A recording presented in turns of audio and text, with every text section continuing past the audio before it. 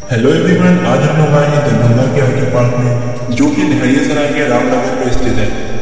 तो चलिए लेकर चलते हैं आपको इसके अंदर और दिखाते हैं कि दरभंगा आईटी पार्क का काम कहाँ तक कंप्लीट हुआ है। तो एंट्री करने के साथ ही आपको ये अंडर कंस्ट्रक्शन बिल्डिंग दिखेगी, जो कि कंप्लीट होने के बाद कुछ ऐसा दिखेगा, जो कि यहाँ से गुजरने वाले हर किसी का ध्यान अपनी तरफ आकर्षित कि कंप्लीट होने के बाद कुछ ऐसा दिखेगा जो कि यहाँ से गुजरने वाले का ध्यान अपनी तरफ आकर्षित करेगा। अब चलिए आपको करेगा। अब चलिए आपको आईटी पार्क का इंटीरियर वर्क कहाँ तक कंप्लीट हुआ है दिखाते हैं। इसकी कंस्ट्रक्शन का काम नवंबर 2020 में शुरू हुआ था और डेडलाइन दिया गया था कि नवंबर 2021 तक यह बनकर तैयार हो जाएगा, लेकिन बीच में कोरोना की वजह से इसके काम में डिले हुआ था। पर अब इसके कंस्ट्रक्शन का काम बहुत तेजी से हो रहा है। उम्मीद है कि बहुत जल्द ये बनकर तैयार हो जाएगा। अब चलिए मैं आपको इससे जुड़े कुछ इन्फॉर्मेशन दे दूँ।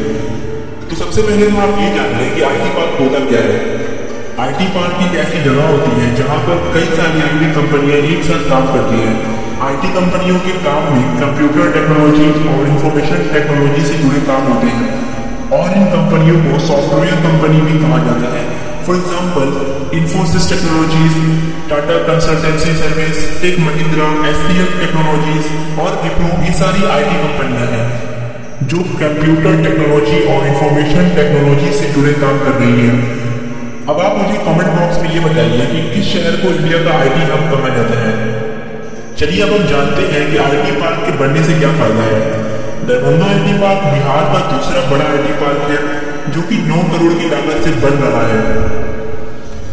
इस आईटी पार्क में विदेश की 18 से ज्यादा कंपनियां अपना ऑफिस खोलेंगी, और इसके खुलने के बाद आईटी से जुड़े लोगों को दूसरी जगह नहीं जाना पड़ेगा। दरभंगा आईटी पार्क के एस्टैब्लिशमेंट के बाद मिथिला के साथ बिहार के आईटी सेक्टर से जुड़े सारे लोगों को लाभ मिलेगा, और साथ ही इस आईटी पार्क में सॉफ्टवेयर इंजीनियरिंग के लिए सारी सुविधा उपलब्ध की जा रही है, जिससे इसके बनने के बाद दरभंगा में ऐप डेवलपमेंट का काम भी शुरू हो जाएगा। आज की वीडियो में बस इतना ही। मिलते हैं अगली वीडियो में, तब तक के लिए बाय।